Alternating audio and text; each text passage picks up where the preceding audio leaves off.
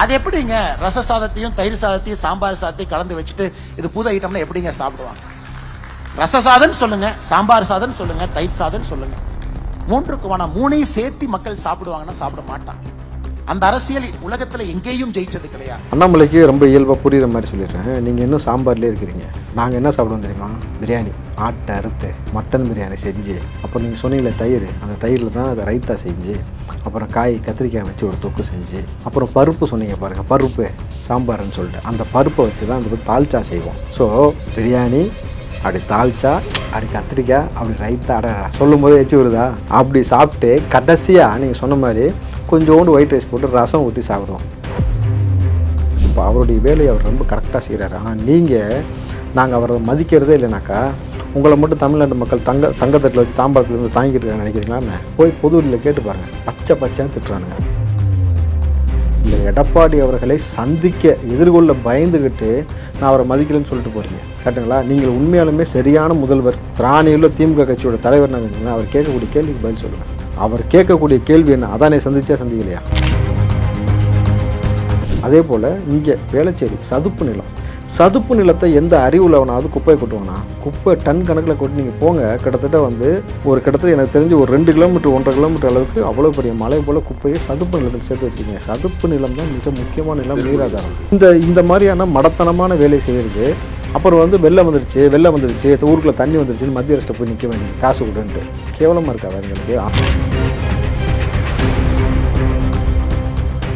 TN media now நேயர்களுக்கு வணக்கம். இன்று நம்முடன் நேர்காணலுக்காக காங்கிரஸை சேர்ந்த ராவுத்தர் இப்ராஹிம் சார் இணைந்திருக்கார். வணக்கம் சார். வணக்கம் வினோத். எப்படி சார் இருக்கீங்க? நலமா இருக்கேன் சார். அண்ணாமலை அவர்கள் வந்த உடனே பார்த்தீங்கன்னா விஜய் அவர்களை தாக்கியிருக்காருன்னே சொல்லலாம். சாம்பார் சாதம், சட்னி, சீமான் அவர்கள் மாதிரியே பேசியிருக்காரு அண்ணாமலை அவர்கள். அதை எப்படி சார் பார்க்குறீங்க? அண்ணாமலை இது வரைக்கும் முன்னாடி எங்கே போயிருந்தார்? லண்டன் படிக்க போயிருந்தார். என்ன படிக்க போயிருந்தார்? கேட்டரிங் காலேஜா? நீங்கள் வந்த உடனே ஒரு அரசியல் கட்சி தலைவர், உங்களுடைய பொது எதிரி யாருன்றது உங்களுக்கு நல்லாவே தெரியும். திமுகவை அப்புறப்படுத்த விட்டு இந்த இடத்துல நீங்கள் ஆட்சியை பிடிக்கணும் முனைப்போடு இருக்க நீங்கள் வந்த உடனே விஜயை நோக்கி வம்புழுக்க வேண்டிய அவசியம் என்ன இருக்கிறது? அதுவும் பார்த்தீங்கன்னாக்கா கிட்டத்தட்ட அண்ணன் சீமான் சொன்னது போலவே சாம்பார்னு சொல்லு, கருவாட்டு குழம்புன்னு சொல்லு, கருவாட்டு சாம்பார்னு சொல்லாதன்ற மாதிரியே இவர் கிச்சடி பாலிடிக்ஸ். சாம்பார், ரசம், தயிர் மூணையும் எப்படி சேர்த்து சாப்பிட முடியும் அப்படின்னு கேட்குறாரு. தனித்தனியாக தானே இது பண்ண முடியும் அப்படின்ட்டு. சரி, ஓகே. அண்ணாமலைக்கு ரொம்ப இயல்பாக புரிகிற மாதிரி சொல்லிடுறேன். நீங்கள் இன்னும் சாம்பார்லேயே இருக்கிறீங்க. நாங்கள் என்ன சாப்பிடுவோம் தெரியுமா?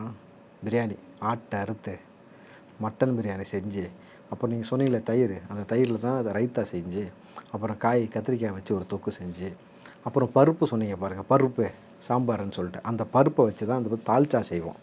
ஸோ பிரியாணி, அப்படி தால்ச்சா, அப்படி கத்திரிக்காய், அப்படி ரைத்தா, சொல்லும் போதே எச்சு வருதா? அப்படி சாப்பிட்டு கடைசியாக நீங்கள் சொன்ன மாதிரி கொஞ்சோண்டு ஒயிட் ரைஸ் போட்டு ரசம் ஊற்றி சாப்பிடுவோம். எங்களுக்கு என்ன செமிக்காமையாக இருக்குது? ஸோ இங்கே உணவை பற்றி பேசுவதற்கு ஒரு மேடை தேவை கிடையாது. நீங்கள் மருத்துவரும் கிடையாது. இங்கே அரசியலுக்கு நீங்கள் என்ன பேசணுமோ அதை பேசணும். ஏன் நீங்கள் அப்படி பார்த்தாக்கா ஒரே வயிற்றுக்குள்ளே தான் ஃபஸ்ட்டு சாம்பார் சாப்பிட்டு அப்புறம் ரசம் சாப்பிட்டு கடைசியாக தயிர் சாப்பிட்றோம். இதெல்லாம் என்ன ஒவ்வாமை ஏற்படுதானே? நீங்கள் வந்த உடனே மிகப்பெரிய அழகான ஒரு பாலிடிக்ஸ் பண்ணுவீங்கன்னு எதிர்பார்த்தாக்கா இங்கே சாம்பார், ரசம், தயிர்னு சொல்லி பேசிகிட்டு இருந்தீங்கன்னாக்கா இது எடுபடாது. நீங்கள் விஜயை நோக்கி கல்லறிவதை நிப்பாட்டி விட்டு உங்களுடைய இலக்கு எதை நோக்கி இருக்கணும்? திமுகவை நோக்கி இருக்கணும். அண்ணாமலை அவர்கள் அந்த விஷயத்தை புரிஞ்சிக்காமல் நீங்கள் பேசினதோடைய விளைவு என்னாச்சுனாக்கா இப்போ எப்படி போகிறாங்கன்னா, நாக்பூர்லேருந்து 2 பேருக்கும் ஒரே ஸ்கிரிப்ட் எழுதி கொடுத்தாங்களான்னு கேட்குறாங்க. யாருக்கு? சீமானுக்கும் அண்ணாமலைக்கும். இப்போ இது உங்களுக்கு ஒரு அரசியலில் ஒரு பின்னடைவை ஏற்படுத்தும். நீங்கள் சொல்கிறீங்க என்னுடைய வீட்டிலேயே பார்த்தீங்கன்னாக்கா எல்லாருமே விஜய் ரசிகர் தான். ஸோ அந்த ஓட்டு ஆனால் விஜய்க்கு போடுவாங்களான்னா அது தெரியாது அப்படின்ட்டு. ஒருவேளை அண்ணாமலை அரசியலுக்கு வராமல் இருந்தால் விஜய் வீட்டில் அந்த அண்ணாமலை வீட்டில் இருக்கக்கூடிய மக்களும் விஜய்க்கு தான் ஓட்டு போட்டிருப்பாங்க. திமுக போடுவாங்க. அண்ணாமலை ஒரு விஷயம் கேட்குறதும் கரெக்டு தானே சார்? மாநாட்டுக்கு அப்புறம் எத்தனை நாள் விஜய் அவர்களை நீங்கள் வெளியில் பார்த்துருக்கீங்கன்னு சொல்லி கேட்குறேன். இதைத்தான் நீங்கள் பேசியிருக்கணும்னு சொல்கிறேன். இது கரெக்டான பாயிண்ட்டு. நீங்கள் இந்த சாம்பார் கிச்சடின்ற மேட்டெலாம் விட்டுட்டு ஸ்ட்ரெயிட்டாக என்ன சப்ஜெக்ட்டுக்கு வந்திருக்கணும். களத்தில் நீங்கள் வந்தீங்களா வரலையா? நீங்கள் எத்தனை முறை பொதுத்தளத்திற்கு வந்தீங்க? சரி, அதை கூட விடுங்க. இப்போ இவ்வளோ பெரிய மழை வெள்ளம் ஏற்பட்டிருக்கு, இவ்வளோ பெரிய பாதிப்பு ஏற்பட்டிருக்கு. குறிப்பாக நீங்கள் மாநாடு நடத்துன விக்கிரவாண்டி மட்டும் உங்கள் கோட்டையாக இருக்கிறதுல இப்போ ஆண்டவன் உங்களுக்கு ஒரு பெரிய வாய்ப்பை கொடுத்தான். விழுப்புரமும் உங்கள் கோட்டையை மாற்றுவதற்கான எல்லா வாய்ப்பும் கொடுத்து விழுப்புரம் சம்பிச்சு போய் கிடக்கு, இடுப்பளவு மார்பளவு தண்ணியில் கிடக்குது. இந்த இடத்தில் விஜயகாந்தாக இருந்திருந்தால் வேட்டியை மடிச்சுக்கிட்டு இறங்கியிருப்பார். இந்த நேரத்தில் விஜயிடமிருந்து ஒரு அறிக்கை கூட வரவே இல்லை. இது உள்ளபடி வந்து வருத்தத்துக்கு ஒரு விஷயம். அப்போது உங்களுக்கு வரலாறு ஒரு வாய்ப்பை கொடுத்ததை தவற விட்டுட்டீங்க. 2வது விஷயம், இன்றைக்கு ஊடகத்தில் வந்து திமுக தலைவர் முதல்வர் ஸ்டாலின் வந்து ஒரு விஷயம் சொல்கிறார். மக்கள்லாம் வந்து ரொம்ப பாதுகாப்பாக இருக்கிறாங்க, நீங்கள் அதை வதந்தி பரப்புறீங்கன்னு சொல்லிட்டு சொல்கிறார். அப்போது அதற்கு வந்து எடப்பாடி அதுக்கு ஒரு கடுமையான ஒரு எதிர்வினையான ஒரு ஸ்டேட்மெண்ட் சொல்கிறாரு. சீமான ஒரு ஸ்டேட்மெண்ட் சொல்கிறாரு. அதே மாதிரி அண்ணாமலைக்கு நிச்சயமாக ஒரு ஸ்டேட்மெண்ட் இப்போ சொல்ல போகிறீங்க. இதுபோல் வந்து விஜய் என்ன சொன்னார்னு வரும்பொழுது லெட்டர் பேட் தூக்கி காட்ட முடியுமா?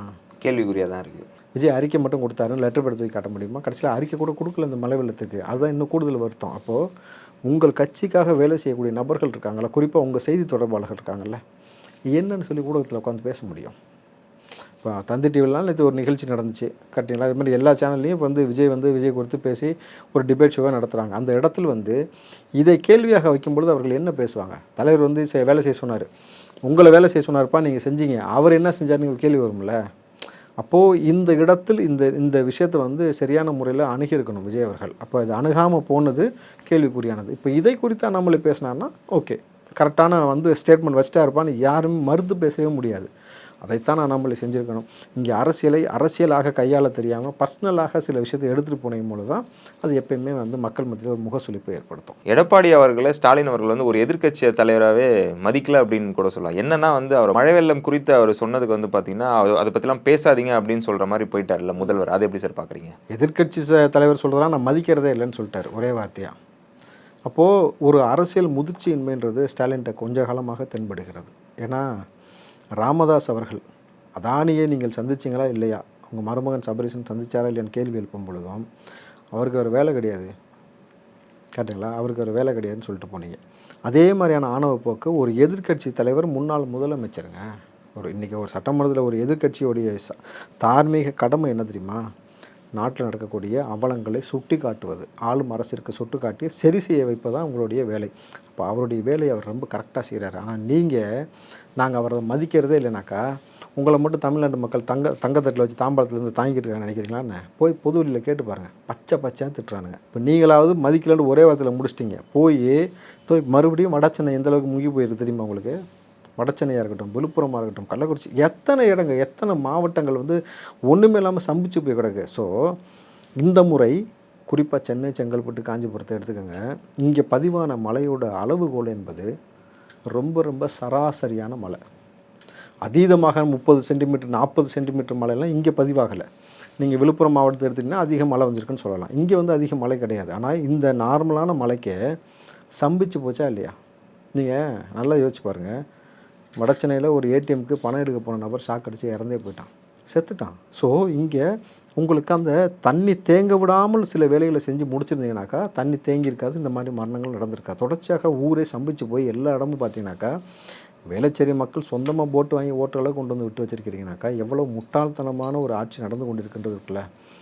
இதை சரி செய்கிறத விட்டுட்டு எதிர்க்கட்சி தலைவர் நாங்கள் மதிக்கவே இல்லைன்னு சொல்கிறீங்கல்ல. ஆனால் இவங்க என்ன செஞ்சாங்க தெரியுமா? மெரினா பீச்சில் யாருக்கும் வருவதற்கு தடைன்னு சொல்லிட்டாங்க. தடைன்னு சொன்ன பகுதியில் கூட்டு போய் 4 பெண்களை கூட்டு போய் துப்புரவு பணியாளர்களை மாற்றுத்திறனாளிக்காக போடப்பட்ட பாலத்தை குப்பையே கிடையாது விளக்கமாற்ற வச்சு கூட்டிகிட்டு இருக்காங்க. புதிய தலைமுறை செய்தியை வந்து எவ்வளோ தூய்மை பணியாளர்கள் எவ்வளோ கடுமையான வேலை செய்கிறாங்க பாருங்கன்ட்டு. ஏன்டா அறிவுக்கு உங்களுக்கு சம்மந்தம் இருக்குமா இருக்காதா? யார் அந்த சூப்பர்வைசர் முட்டாப்பைய? எனக்கு தெரியவே இல்லை. ஏன்னா உங்களுக்கு மெரினா பீச்சுக்கு மக்கள் வருவது தடை. அப்போ மக்கள் அங்கே போக போகிறது கிடையாது. போகாத இடத்துக்கு இப்படி அதுவும் அந்த பாலத்தில் உட்காந்து இப்போ விளக்கமாற்ற வச்சு கூட்டுறதுக்கு உனக்கு என்ன அவசியம்?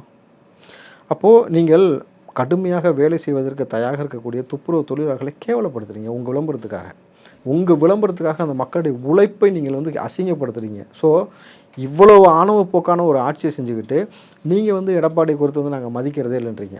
சார் அவர் தான் சார் முன்னாடி டெல்டாக்காரன். நேற்று உடனே விழுப்புரம் மாவட்டத்துக்கு போனார், விவசாய நிலங்களை போய் பார்வையிட்டார், விவசாய மக்களை சந்தித்தார். அதுக்கப்புறம் திரும்பவும் சொல்கிறாரு ஆமை போல் நகர்ந்து கொண்டு இருக்கிறது பணிகள்ன்றாரு. நீங்கள் உடனே சீமான் நினச்சிடக்கூடாது, ஆமைனால டக்குன்னு சீமானுக்கு போயிடாதீங்க. ஆமை போல் பணிகள் வந்து அவ்வளோ மெல்லமாக போய்கிட்டு இருக்குன்னு சொல்கிறாரு. அப்போது தார்மீக பொறுப்பும் கடமையும் அவருக்கு இருக்குது. அதை வந்து இங்கே வந்து எதிர்க்கட்சி தலைவராக சொல்கிறாரு. இந்த ஆணவ போக்கால் தான் இந்த திமுக அழிஞ்சு ஒன்றுமெல்லாம் போக போகுது. நீங்கள் விஜயகாந்த் இருந்த பொழுது எந்த நிலைமை ஏற்பட்டதோ அதுபோல் எதிர்க்கட்சி வரிசையில் கூட உட்கார முடியாத ஒரு சூழல். இவர் பேச பேச இவருடைய மகனுடைய எதிர்காலம் என்பது ஒன்றுமே இல்லாமல் நாசமாக போயிட்டுருக்கு. அதை அவர் தெரிஞ்சு பேசுகிறாரா, இல்லை வந்து மகன் மேலே வந்து ஒரு பாசம் இருக்குன்றதுனால பேசுகிறாரா, இல்லை மகனுக்கு இவரே வந்து முடிச்சு விட்டலான்னு முடிவு பண்ணுறாரா அரசியல் வாழ்க்கைன்னு தெரியல. கிட்டத்தட்ட அந்த நிகழ்வு தான் நடந்து கொண்டிருக்கிறது. ஓகே சார், நீங்கள் பேசிகிட்டு இருக்கும்போது ஒரு வார்த்தை சொன்னீங்க, அதானியும் சபரீசன் அவர்களும் மீட் பண்ணியிருக்காங்கன்னு சொல்லிட்டு. அது உண்மையா சார்? எதற்காக மீட் பண்ணாங்க? நீங்கள் அண்ணாமலை நீங்கள் லண்டன் பயணத்திற்கு முன்பாகவே அண்ணாமலை இங்கே வந்து ப்ரெஸ் மீட் வச்சு சொல்லிட்டு போயிட்டார். லீலா பேலஸ் குறிப்பாக எங்கே சந்திச்சாங்கன்றதையும் சொன்னார். லீலா பேலஸில் உட்காந்து சபரீசனும் அதானியும் சந்தித்தார்கள், இல்லைன்னு மறுக்க சொல்லுங்கள் அப்படின்னு சொல்லியிருக்கிறார். இன்றைக்கி அந்த நிலக்கரி வாங்கினது விஷயத்தில் மிகப்பெரிய வந்து ஒரு ஊழல் நடந்திருப்பதாக அறப்போர் இயக்கமும் ஒரு குற்றச்சாட்டை வச்சுருக்கு. கிட்டத்தட்ட பார்த்தீங்கன்னாக்கா நிலக்கரியை 3000 ரூபாய்க்கு பெற்றுக்கொண்டு 5000 ரூபாய் விலை வைத்து இந்த அரசாங்கம் வந்து அதில் மிகப்பெரிய ஊழல் செஞ்சுருக்கு. தரம் குறைந்த நிலக்கரியை வந்து அங்கேருந்து ஒப்பந்தம் போட்டு எடுத்திருக்கிறாங்க அப்படின்ற மாதிரி பல குற்றச்சாட்டு. இதை தாண்டி வந்து அந்த மின்சாரம் சூரியத்திலேருந்து எடுக்கக்கூடிய அந்த மின்சாரத்தின் மூலமாக சோலார் சிஸ்டம்ன்றாங்கல்ல, அது மூலம் எடுக்கக்கூடிய விஷயத்தில் வந்து ஊழல் நடந்திருப்பதாக வந்து அமெரிக்காவில் அவர்கள் மீது வந்து குற்றப்பத்திரிகை தாக்கல் செய்யப்பட்டிருக்கிற பொழுது அப்போ இது எவ்வளோ பெரிய அதிர்வை ஏற்படுத்தும் தமிழ்நாட்டில். இதை குறித்து கேள்வி கேட்டால் அதை குறித்து பேசுவதற்கு திராணி இல்லை. எடப்பாடி அவர்களை சந்திக்க எதிர்கொள்ள பயந்துக்கிட்டு நான் அவரை மதிக்கலைன்னு சொல்லிட்டு போகிறீங்க. கேட்டுங்களா? நீங்கள் உண்மையாலுமே சரியான முதல்வர், திராணியுள்ள திமுக கட்சியோட தலைவர்னா வேணுங்களா, அவர் கேட்கக்கூடிய கேள்விக்கு பதில் சொல்லுங்கள். அவர் கேட்கக்கூடிய கேள்வி என்ன? அதானே சந்திச்சா சந்திக்கலையா? இந்த இதில் இவ்வளோ ஊழல் இருக்குன்னு குற்றச்சாட்டு இருக்குது. மக்கள்கிட்ட வந்து இவ்வளோ வேலை நீங்கள் செய்யவே இல்லை. 4000 கோடி என்னாச்சு? மக்கள் நெருக்கத்தில் நிற்கிறாங்க, விவசாய நிலங்கள் நாசமாக போய்கிட்டு இருக்குன்னு சொல்லிட்டு இருக்காங்க. கூடுதலாக இதில் இன்னொரு விஷயத்தை முக்கியமாக பேசியாகணும். இந்த மழை வந்த பொழுது சராசரியான மழை சென்னையில், சரிங்களா, அதீத மழைலாம் கிடையாது, பர்சன்டேஜ் வைஸ் சொல்கிறேன். அப்படி இருக்கும் பொழுது ஏர்போர்ட் வந்து அன்றைக்கி ஃபங்க்ஷன் ஆகலை தெரியுமா? ஒட்டு மொத்தமாக ஏர்போர்ட் ஃபுல்லாகவே ஓடுதலம் ஃபுல்லாக தண்ணி இருந்தனால என்ன ஆச்சுனாக்கா ஏர்போர்ட் வந்து அன்றைக்கி க்ளோஸ், ஃப்ளைட்டோடைய சர்வீஸ் எல்லாமே நிப்பாட்டப்பட்டது. நல்லா கேட்டுங்க, மெயின் சிட்டியில் இருக்கக்கூடிய இந்த ஏர்போர்ட்டில் வந்து மழை வந்ததுக்கே, சராசரி மழை வந்ததுக்கே ஏர்போர்ட்டு முங்கிருச்சு. பரந்தூரில் நீங்கள் ஆரம்பிக்க போகிறீங்கல்ல ஒரு விமான நிலையம்னு சொல்லிட்டு, அது ஏரி கரெக்டாக ஏரி மேலே தான் அந்த வந்து ஓடுதளம் அமைக்கப்படுதுனாக்கா மழை வந்து அங்கே எப்படி இருக்கும்? அப்போ அந்த இடம் உருப்பிடுமா? இதுக்கு வந்து விவசாய நிலத்தை பிடுங்குறீங்க. ஏரியில் வந்து நாளைக்கு பெய்கிற மழையெல்லாம் எங்கே உங்கள் வீட்டுக்குள்ளே வந்து உட்காரோம்? ஏரி வேணும், ஏரியை வந்து சுத்தம் பண்ணி வச்சா தான் அந்த ஏரிக்குள்ளே போய் அந்த நீர் ஆக்கிரமிக்க முடியும். அதே போல் இங்கே வேளச்சேரி சதுப்பு நிலத்தை எந்த அறிவுள்ளவனாவது குப்பையை கொட்டுவானா? குப்பை டன் கணக்கில் கொட்டி நீங்கள் போங்க. கிட்டத்தட்ட வந்து கிட்டத்தட்ட எனக்கு தெரிஞ்சு ஒரு 2 கிலோமீட்டர் 1.5 கிலோமீட்டர் அளவுக்கு அவ்வளோ பெரிய மலை போல் குப்பையை சதுப்பு நிலத்தில் சேர்த்து வச்சுருக்கீங்க. சதுப்பு நிலம் தான் மிக முக்கியமான நிலம். சொல்கிறீங்க வேளச்சேரி டு பெருங்குடி போகிற அந்த ரோட்டில் சொல்கிறேன். ஸோ அப்போது இந்த மாதிரியான மடத்தனமான வேலை செய்கிறது. அப்புறம் வந்து வெள்ளம் வந்துருச்சு ஊருக்குள்ளே தண்ணி வந்துருச்சுன்னு மத்திய அரசு போய் நிற்க வேண்டியது, காசு கொடுன்ட்டு. கேவலமாக இருக்காது அவங்களுக்கு? ஆட்சி செய்ய உங்களுக்கு எதுவுமே தெரியல, போதிய அறிவில்லைனாக்கா வெளியில் போயிருங்கன்னு சொல்கிறோம். நீங்கள் வெளியில் போக மாட்டீங்க, ஆனால் இந்த முறை நீங்கள் நிச்சயமாக வெளியில் அனுப்பப்படுவீங்க. ஸோ குறிப்பாக கூடுதலாக வந்து ஆக்கிரமிப்பு பகுதிகள்னு சொல்லிட்டு இப்போ வந்து அங்கே இருக்கக்கூடிய குடியிருப்பு வாசி எல்லாத்தையும் அப்புறப்படுத்தி அந்த இடத்துல வந்து நாளைக்கு வந்து போட் விட போகிறோம், அதுக்கு பார்க்கிங்காக இடத்த வந்து கையகப்படுத்த போகிறோம்னு சொல்கிறாங்க. சரி, நல்ல விஷயம். ஆக்கிரமிப்பு வந்து நீங்கள் வந்து அகற்றுறீங்கன்னு சொல்கிறது ஓகே, உள்ளபடி நல்ல விஷயம். அந்த மக்கள் சொல்கிற இன்னொரு கோரிக்கையே கேட்டுங்களா, வல்லூர் கோட்டம் ஏரி தான், அகற்றிடுங்க. ஃபீனிக்ஸ் மாலு அதே ஏரியோடைய அந்த சர்வே நம்பர் தான் வருது, அகற்றிடுங்க. இது எல்லாத்தையும் அகற்றுங்க, நாங்களும் வந்துடுறோம், நாங்களும் இடத்த கொடுத்துட்டு நாங்கள் வேறு இடத்த மாற்று இடம் பார்க்குறோன்றாங்க. நியாயமான விஷயம் தானே? அரசு செவி சாய்க்குமா?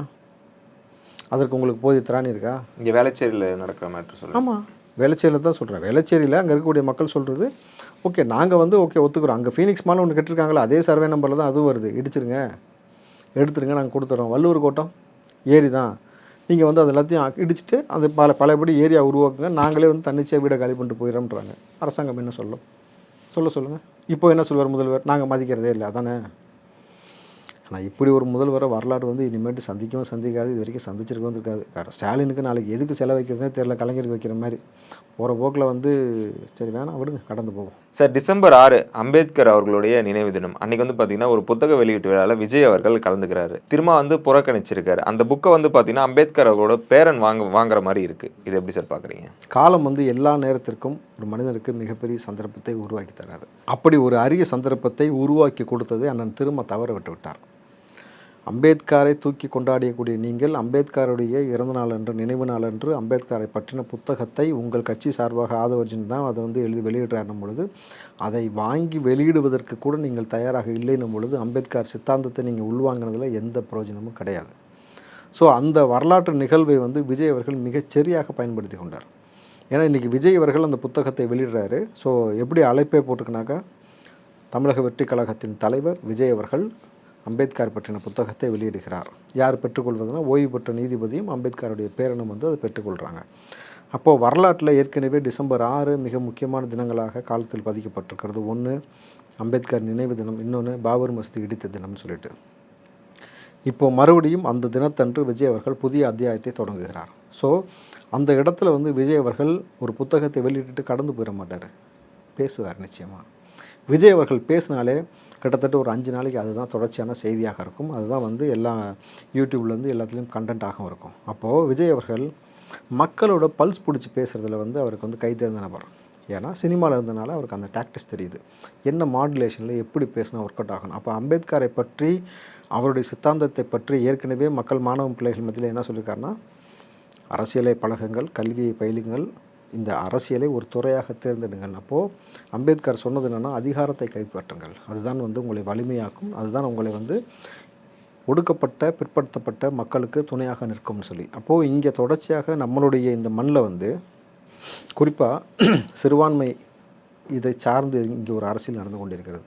தலித்துகளை சார்ந்து ஒரு அரசியல், இங்கே மதத்தை வைத்து ஒரு அரசியல். இந்த ஒடுக்கப்படக்கூடிய இந்த சமூகத்திற்கு ஒரு மேன்மை பெற்ற ஒரு நபர் வந்து ஒரு தலைவனாக வந்து நிற்கணும்னாக்கா அவர்களுடைய வலி வேதனையை புரிந்த நபராக இருக்கணும். அந்த நபர்கள் வந்து அந்த மக்களுக்காக வந்து நிற்கும் பொழுது ஒரு பெரிய தலைவராக மாறுவார்கள். இந்த தளத்தை எந்த மாதிரியாக கொண்டு போகணும்னு விஜய் அன்றைக்கி தெளிவாக தெரிஞ்சு அதற்கேற்ப தான் இன்றைக்கி வந்து நிச்சயமாக பேசுவார். அப்போ வந்து அந்த இடத்தில் யாரெல்லாம் இதற்கு இடையூறாக இருக்கிறாங்கன்றதையும் பேசுவார். யாரை பேசுவார்? நிச்சயமாக திமுக பேசுவார். அந்த இடத்துல பிஜேபியும் மறுபடியும் விமர்சிப்பதற்கான வாய்ப்பு இருக்குது. ஆனால் அதிகமாக இங்கே சமூக நீதியை சவப்பட்டியில் ஏற்றக்கூடியது திமுக. சமூக நீதியை நிலைநாட்டணும், சமூக நீதி ஆட்சியை கொடுக்கணும்னு சொல்கிறது விஜய்.